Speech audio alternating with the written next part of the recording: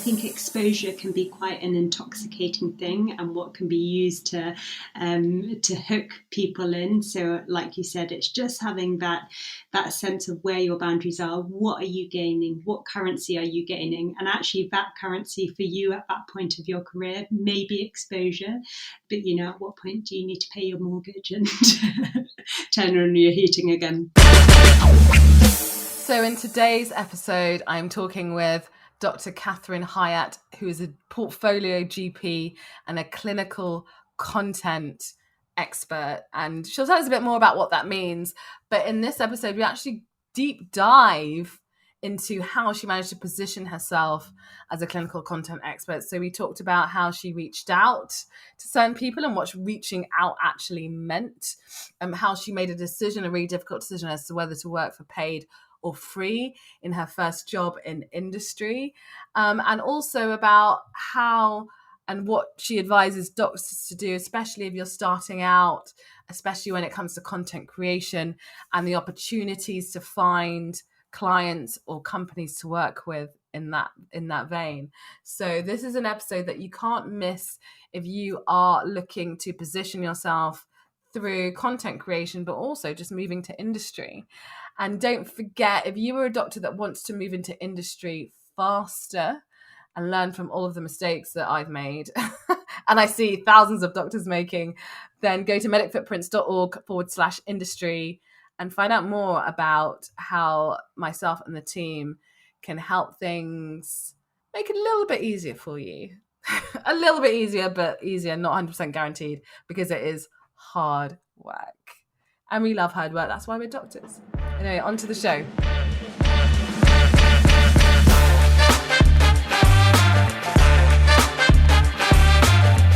Let's face it, burnout amongst doctors is sky high, and we're actively seeking other ways to make the most of our transferable skills beyond the usual career pathways. Welcome to Disrupting Doctors' Careers. I'm your host, Dr. Abena Bubbers-Jones, and I'm on a mission to connect 1 million doctors across the world with the best in diverse career opportunities. Hey, Catherine. Welcome to Disrupting Doctors' Careers. It is a pleasure to have you on this podcast. And we invited Catherine really because, I met Catherine maybe about 6-7 months ago, but had seen some of what she was doing online anyway. And the great thing about her is not only being a wonderful person and a GP, but also she has positioned herself extremely well as a clinical content expert. And there aren't that many of them about, and there probably will be after this podcast episode. But basically, I wanted the opportunity to have a chat with Catherine to really understand more about how she developed her career as a portfolio GP and how she's done it in industry using some of her passions and interests and doing remarkably well, currently working in a startup, Dematica. She's going to tell us a bit more about that. But thank you so much for joining us and welcome. Thank you, Abena. I'm super excited to be here. As I mentioned to you when you asked, I kind of couldn't stop myself jumping up with excitement because I've always wanted to be on a podcast. Yeah, so, you said music to your ears. And I'm like, well, let's start singing and talking about portfolio careers. So, obviously GP is a really great foundation to develop a portfolio career. We all know that. Yeah. When you went into GP, were you thinking this is because I want to do a portfolio career, or is it something that you've kind of naturally kind of segued into? How did that come about? It's a good question because I think it's something I have long suspected that full-time clinical medicine wasn't going to be a fit for me. And actually, the virtue of GP is you can lean in more easily, I would say, to a portfolio career within the current structures. Thankfully, that's changing for lots of hospital careers too, but it's more of a done thing in GP land. But actually, it also became almost as a sense of sustainability that actually, as I was doing GP more full-time, it just became apparent to me that it was unsustainable for me to be a full-time GP. So a portfolio career was developed out of passion, but a little bit out of necessity as well, because I was just thinking, blimey, being a full-time GP is super hard. It's not necessarily aligning with all my passions, and I need to work out a way to change this. Okay, fantastic. And I don't come across that many full-time GPs anymore. No. Maybe because a lot of them have burnt out and realised that actually working less is a bit more sustainable and looking for to do other things. So how did you decide what that other thing was for you? What was that process like? Yeah, and actually just circling back to the first comment you make, it says a lot, doesn't it, that there aren't many full-time GPs. And I suspect you're absolutely right that burnout is playing a huge element in that just not being a possibility. But in terms of working out, I guess, what my other thing was, it was really tricky because actually when I was working full-time, you're almost too exhausted to actually work out what you're passionate about. And I remember feeling like a bit of a scattergun because I was like, okay, anything at the moment is better than being a GP full-time for me. So what can I do? And I think there may be more obvious paths present themselves to you. So in anyone training to be a GP or as a GP already know, there are lots of diplomas available. So I was looking at those as a possibility, thinking about more practical GP, but traditional GP work. So, for example, coil fitting. But none of those really got me super excited. And so I kept having a think and trying to get a sense of people whose careers I appreciated and got excited by looking at. And someone I met along the way was called Dr. Rena Katecha, who works for a company called Mindful Medics. And I reached out to her and just said, oh, hey, can I work with you? And actually, she gave me my first bit of content work, which was writing for the course materials for a mindfulness for surgeons course. And as I was writing, can I just jump in? Yeah, I love to jump in. Sorry, jump in. So, tell me more about how you came across Rena and how the conversation led to writing. Was writing something that you were thinking, hey, that's something I want to do, or is it just an opportunity that came up in the sense that you worked with someone that you felt aligned with in what they were doing? Yeah, it's a really good question. So in terms of how I came across Rena is actually through Practitioners Health Programme, which is a great UK-led service. And they were running a course on mindfulness for medics. And I was thinking, okay, well, I definitely need a dose of mindfulness in my life. So I actually did Rena's course.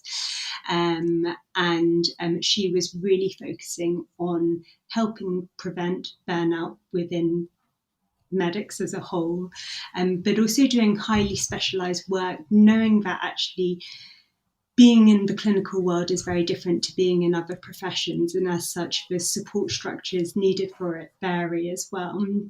So when I reached out to her, it was actually more of a general, gosh, I think what you're doing is really cool. I really respect your mission and I can absolutely see the need for why your business exists.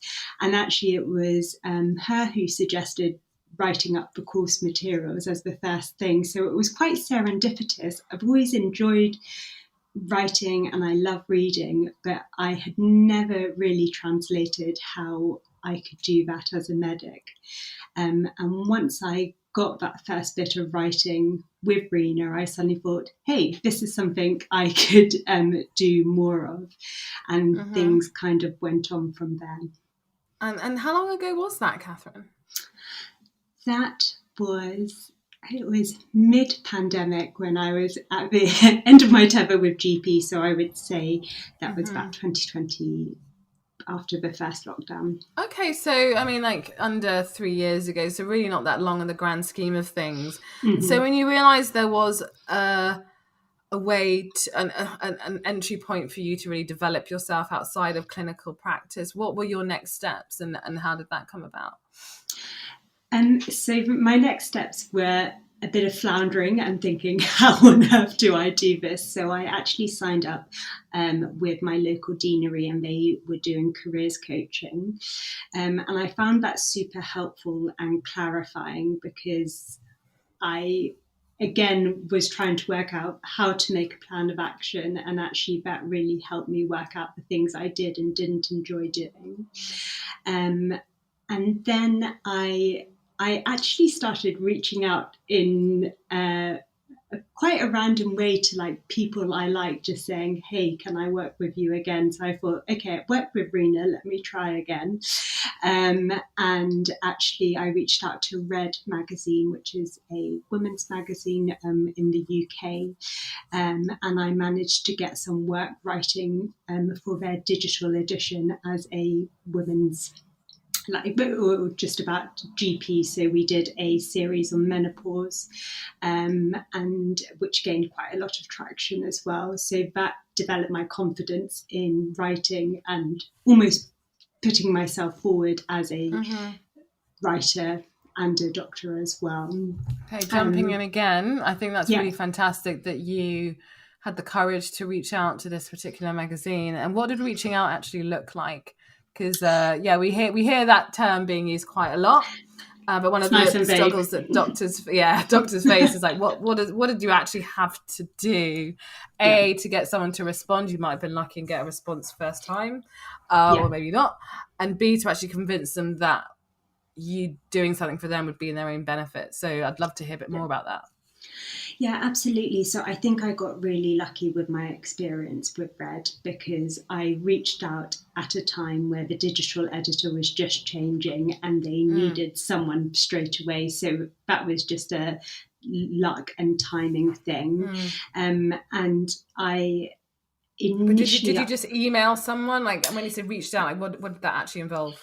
Yeah, so initially I emailed the editor of the whole magazine and I got radio silence, as one would expect. So then I just looked up online emails for Red magazine and sent the same email multiple times. So I would say it wasn't very highbrow. It was just like, I'm just going to keep emailing. So that information is so important. Yeah. I love the way we've gone from you just reached out and the job was yours to actually I had to do a lot of research. I had to look a lot of emails. Wow. And I said, it makes me sound so much better if I say I just reached out.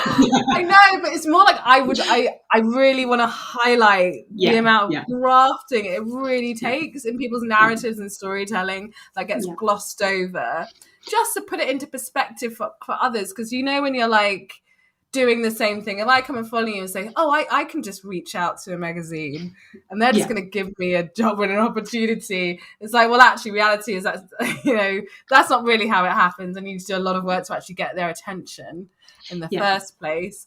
And like what we actually also haven't talked about is, what did you put in the emails, as in how did you position it so that actually you got a response? Like, how did you end up sending in the end? Just again, these numbers are, again, really valuable insights for doctors who are going to be doing the same thing, whether it's like content, whether it's jobs, anything. So I'd love to hear more from that. Yeah, absolutely. And I think it's interesting because, say, when I reached out to Rena, who was someone I knew I'd connected with personally before, actually the nature of the email was very different, because you have that instant connection, and actually that is a very different interaction, and actually I would love to dig out the emails I sent to Red, because now I probably cringe at how I was pitching myself. You always because do, you're not taught any of this useful life stuff in med school, but I essentially I think my enthusiasm came across. So I just said, I love your magazine. This is what I could offer you. Do you have any work? And it actually wasn't, too long. I didn't attach a CV or anything, because at that point, all I had was clinical work, which doesn't mean much outside of the medical world for someone reading that CV. So I suspect that my email dropped into the inbox at the right time once I got the right email to send it to. But I think also that people respond really well if your enthusiasm comes through, and I don't know, I think there's a sense of like people can come across quite sterile in emails, or like there's a bit of, I don't know, playing lip service to a company, but I think it comes across when you are actually excited by an idea, and I always lean into that enthusiasm and would rather come across as a overexcitable puppy than someone who's kind of a bit apathetic and playing it cool. Overexcitable puppy. So funny. So so was it literally the one email, as in I know you sent a number of emails to different people, Yeah. but did you have to do any follow-ups, or was it literally one of those people just answered straight away? So in that case, so with the magazine case, I got the answer, and actually I got a brief pretty much straight away. I think it's really helpful to say, and for complete transparency, I wasn't paid for my work with Red. And I think that is it's a helpful talking point. I think that actually it's, do you work for free? And it's something that I've gone back and forth on thinking about. It's now I don't work for free, but I think there is a debate when you're trying to get into something about the virtue of working for free, how long you should do it, what your parameters should be. And I think that should be something that people consider, because if companies are able to have you for free, they will have you for free. So it's also that sense of knowing your worth and knowing when to stop as well. I think that's an extremely pertinent discussion point, and I'm really glad that you raised it. Because like what we're talking about is working from, well, there's free and there's money, because obviously you can work for a variety of different reasons that doesn't involve money. That's what we're talking about here. So for you, working for them helped you in the sense of gaining greater experience in industry, writing for a magazine, like a well-known magazine, and I guess network as well, relationships, that kind of thing. And so for that was of significant value to you, and you've obviously made a decision as to how long you would do that. And you know, that was, I assume it was a lot of conscious decision making there. And it's looking at, because there's always this big debate as to whether to get into industry, to get your foot in the door, do you work for free? My philosophy is, especially as a doctor, you don't have to work for free. It's not something that you necessarily, I don't think doctors should be in the mindset that in order to get ahead, they have to do it for free to start off with. That's 100% not the case at all. They also don't have to do it at below market rate or either. It doesn't have to be the case at all. But it's really important that doctors make a conscious, like weighing up the risks and benefits of not having that remuneration in the form of money. But is there any other value that they're getting from it that's probably the equivalent of what they would probably get if they were paid? Because everyone's got different situation, right? And some people may feel actually this is way more valuable than if I was actually paid X, Y, and Z for it. I'd rather do it for that experience rather than necessarily take the pay at this time and then obviously reevaluate the situation because things change. But it's really important that you have that conversation with yourself and you evaluate it in that way. Because there's other things that you can get in exchange, you know, other than money. I was reading a book on the Usborne beginner's book for, there's money, philosophy, economics, and actually economics in particular, it's mainly about looking at not just cash. You can also barter other things, as we have done since the beginning of time. But it's about the value at the end of the day that you are getting and that the company is getting, and making sure you're both comfortable with that arrangement. It's an arrangement. Yeah, So 100%. And I think exposure can be quite an intoxicating thing, and what can be used to hook people in. So, like you said, it's just having that sense of where your boundaries are. What are you gaining? What currency are you gaining? And actually, that currency for you at that point of your career may be exposure. But at what point do you need to pay your mortgage and turn on your exactly. I heating mean, we again? know that most doctors at the moment are working for free in the NHS. Yes. Yeah. And the NHS, I'm sad to say it, does run on a lot of altruism, not just from doctors, but from other healthcare workers. And as we know, as we speak right now, junior doctors are planning to strike again and overpay. And I'm not going to go into this because I literally go off into another rant, which I'm not going to do. But yeah, it's another podcast we should definitely do, another podcast episode we should definitely do. Anyway, moving back to you. And so, I mean, I think it's fantastic what you've done, especially having the courage to actually reach out and what that involved to get the experience and really kind of pad out your portfolio as a content writer. So at what point did you then start positioning yourself as a clinical content writer and then using that to jump into other areas and avenues, particularly in health tech? So I think at that time of my career, I had just moved over to Babylon, which is a obviously super well-known company and in the health tech space as well. So I think that was a really actually awesome time in my career to suddenly realize how many other opportunities were out there. And I think when you are I was on a very prescriptive path, so to speak. I had done my foundation years, I'd done my GP training, I'd gone straight into a salaried role, and you almost don't realize all the opportunities that exist. And actually working in a new company in a new way was a really exciting time to start looking at other possibilities. And actually, whilst I was there, Claudia Pastides was working there as their medical content manager, I believe was her title at the time, but we will check her LinkedIn to review that. And she was doing lots of really cool content about, on YouTube, on social media, and also blogs as well.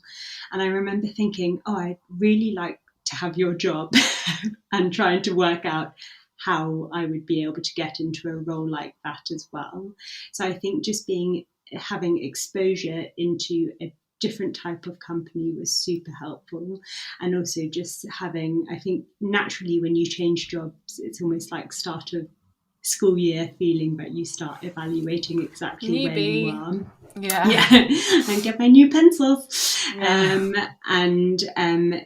then I was able, when opportunities started coming in within the company I was working at, I was able to put my hand up at them, and it just so aligned at the time that an opportunity came up in-house which I could go for as a medical copywriter and content. So did they advertise for this opportunity? Yes, they did. Awesome. So you put yourself forward for that, and how did it go as an internal opportunity? So it was really interesting in terms of, because I was predominantly in the clinical operations arm of the business before, so I was interviewed a few times by the creative team, which was really exciting in and of itself, because I was like, oh my gosh, am I a creative now? I'm speaking to the creative team. And I was also asked to do a test task from memory as well, which again was really interesting because as a medic, I'd done, I hadn't really interviewed before.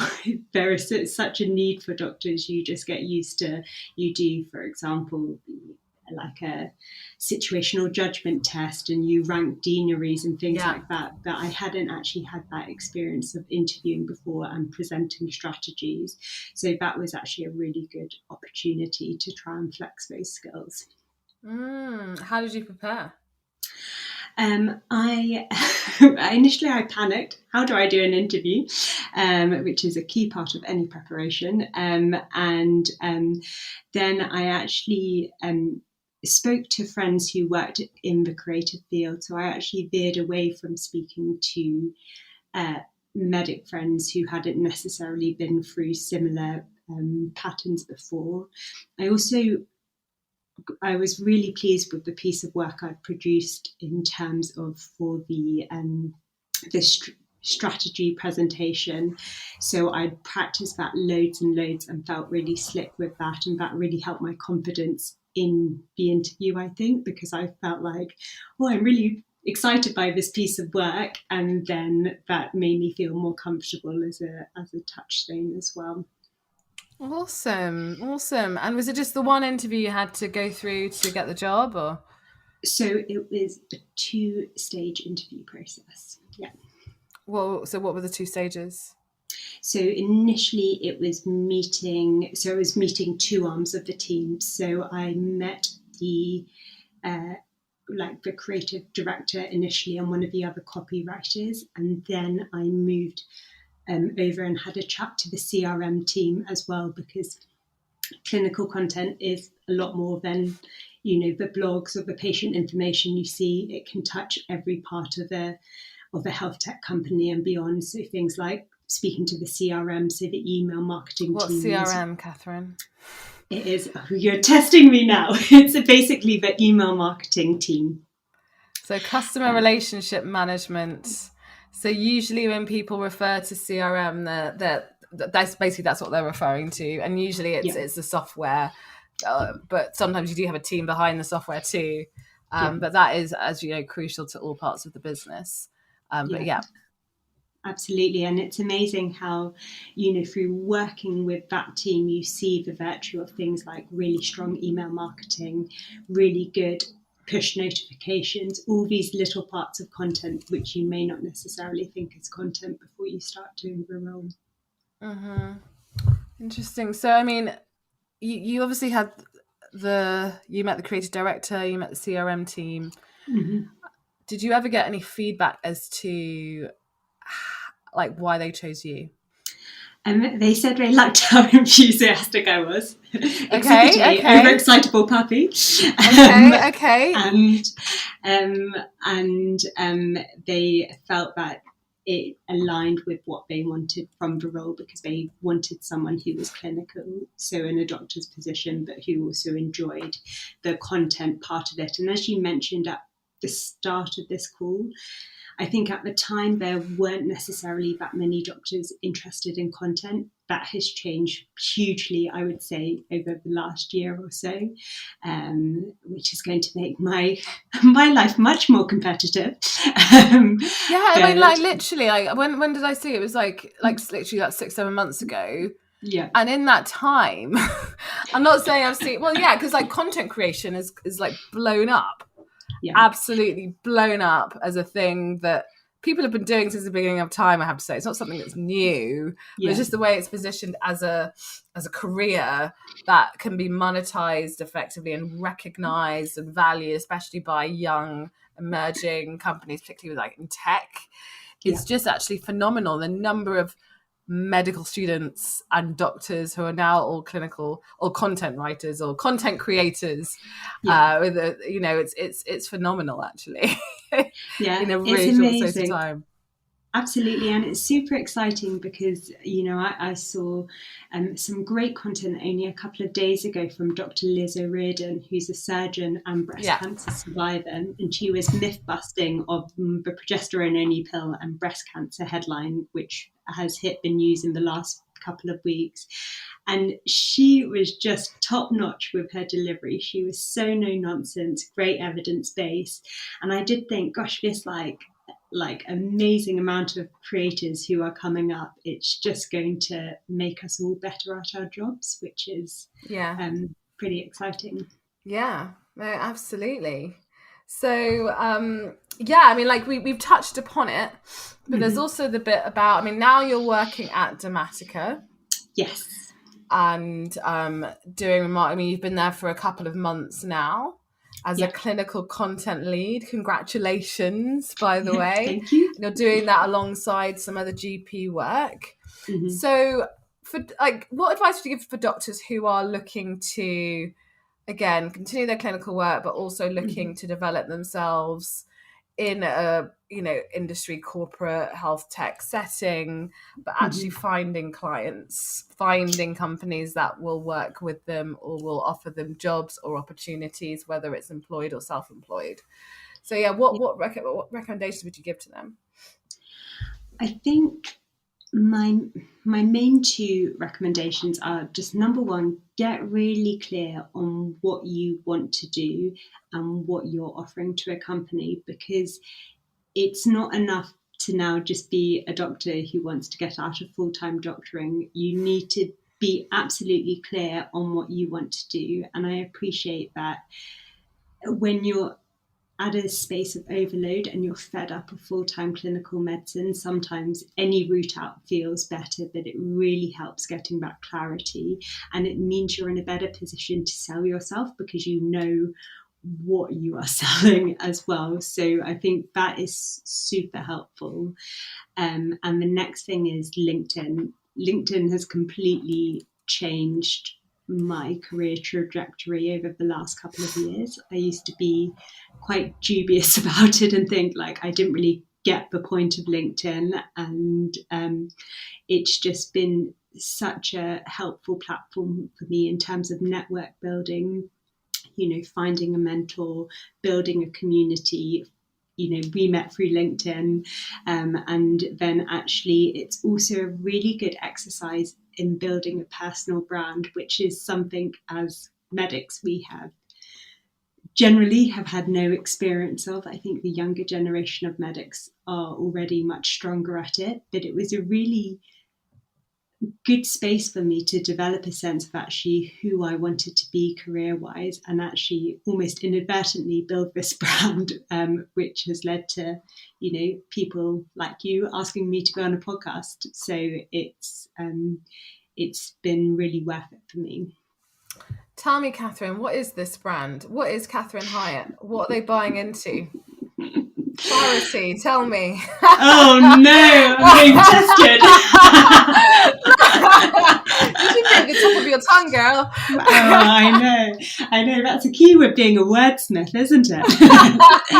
So, for me, it's all about I'm a clinical content specialist. And I remember actually listening to one of your podcasts a few months ago, and you said, be able to say in one sentence who you are and what you're doing, because then you can delve into the details. So I'm a GP and clinical content specialist, and my personal brand is I just love content, and you can get that sense through my posts. I think that I get really excited about it. Enthusiastic, overexcited puppy. Yeah, that is the brand. And I'm enjoying, it's so nice to really enjoy my work as well, which I wasn't feeling when I was in full-time clinical medicine. Yeah, I mean, when we touched base last time, I think one of the things that really stood out for me at that time compared to now, I was like, that time, your website was spoke what you did, in the sense that, being a clinical content expert, your copywriting was excellent, and copywriting is key now, and will increasingly become even more so. And I just loved how clean your website was, and very simple but very specific, and you position yourself quite well. And then since then, I followed you again online and LinkedIn, and you just look like you're having a lot of fun. You're having a great amount of fun, and you're doing some really cool stuff and some really impactful things. And I'm just so pleased for you. So pleased for you as to how you've been developing your career. But just going back to what you said about, one of the things, because we recently launched our Doctors in Industry incubator to help doctors move to industry faster.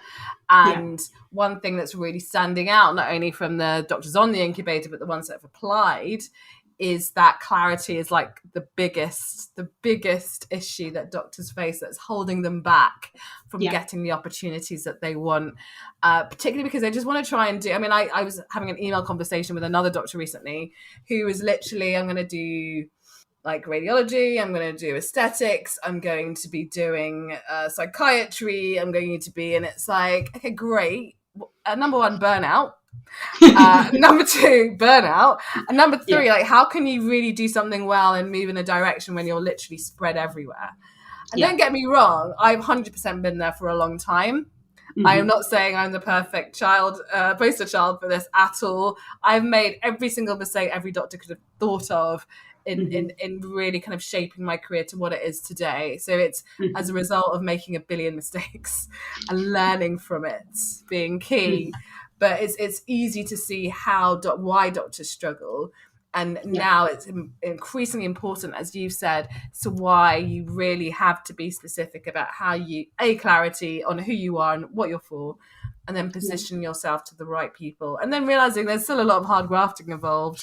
It's not easy, but you will get there if you're persistent, but also if you're focused.